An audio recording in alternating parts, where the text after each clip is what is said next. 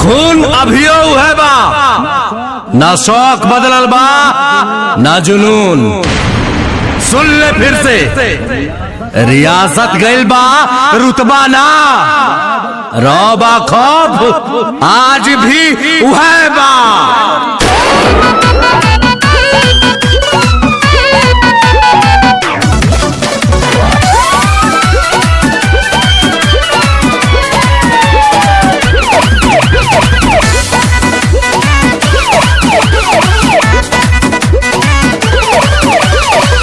भोजपुरिया डरिला खाली बाप से, साँच खाती लड़ जाई केहू के बाप से।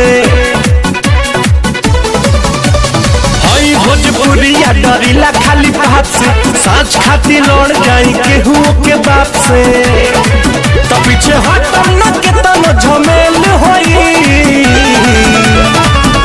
आज जेल होई काल बेल होई, परसों से उहे खेल होई। आज जेल होई कल बेल होई, परसों से उहे खेल होई।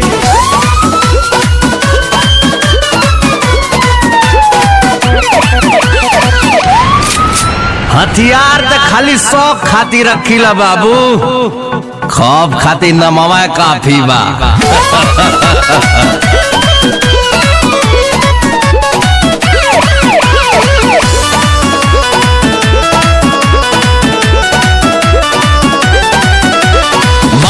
पगरिया अमुहवा में पान बा, पिस्टल कमर में असीना उतान बा।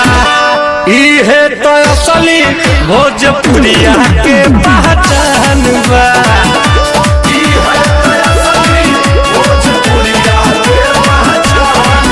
भारी सौ पाए के अकेल होई, आज जेल होई काल बेल होई, परसों से उहे खेल होई। आज जेल होई कल बेल होई, परसों से उहे खेल होई।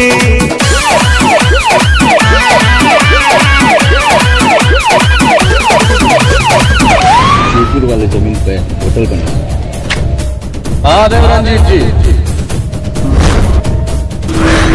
आज से आपके प्राइवेट स्कूल में गरीब बच्चा मुफ्त में पढ़िए।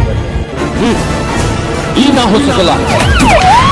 हमारे दोस्ती का फायदा उठा लिया बाबू, कैसे कि हमारे दुश्मनी का नुकसान तू सह ना पैबा।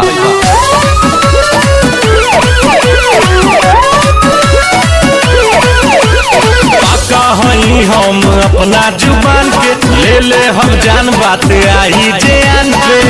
करी ले न सही ले माटी के अपमान के,